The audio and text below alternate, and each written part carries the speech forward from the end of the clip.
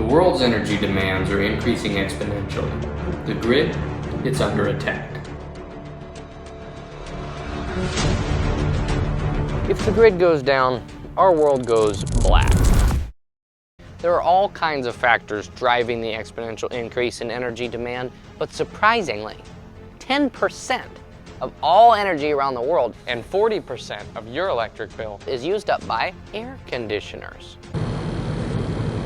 Only about 3 out of 10 people on Earth right now even have air conditioners. And over approximately the next 30 years alone, global air conditioning demands are expected to triple. That's the equivalent of over 9 billion new AC units by 2050. Just air conditioning is going to be putting a lot more demand onto the grid. The good news is there are several promising technologies when it comes to improving the efficiency of cooling your house. Multi-zone AC systems are gaining traction. The thought behind that is simply different places in your house need different amounts of cold air. It's basically having a way to customize where the air coming from whatever kind of system gets allocated in your house. Next up is a very old technology that's gotten a new spin lately: evaporative cooling. Some places they call them swamp coolers. Some people at Harvard have now come up with a way to basically dehumidify the air as it's coming into the evaporative cooler, the swamp cooler, with ceramic plates that are hydrophobic. Evaporative cooling uses 75% less electricity than your standard air conditioner. Dude, wow, that's impactful.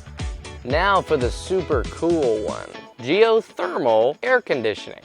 If you've ever dug down or maybe seen your dog dig into your yard and gone like, it's so cool down here. Geothermal does the same thing as your dog. Well, sort of. It takes the heat found in the air inside your house, condenses it down into some liquid, and then runs that liquid through pipes under the ground where it's pretty much always 55 degrees. So the nice cool ground dissipates the heat from that pipe. Geothermal cooling can use as little as 1/2 of the energy that a normal AC unit would consume. Of course, tough people don't need cool environments. That does not make sense. No matter how efficient or futuristic your air conditioning unit is, it doesn't matter if your house and system aren't well maintained. It's like pouring water into a cup full of holes.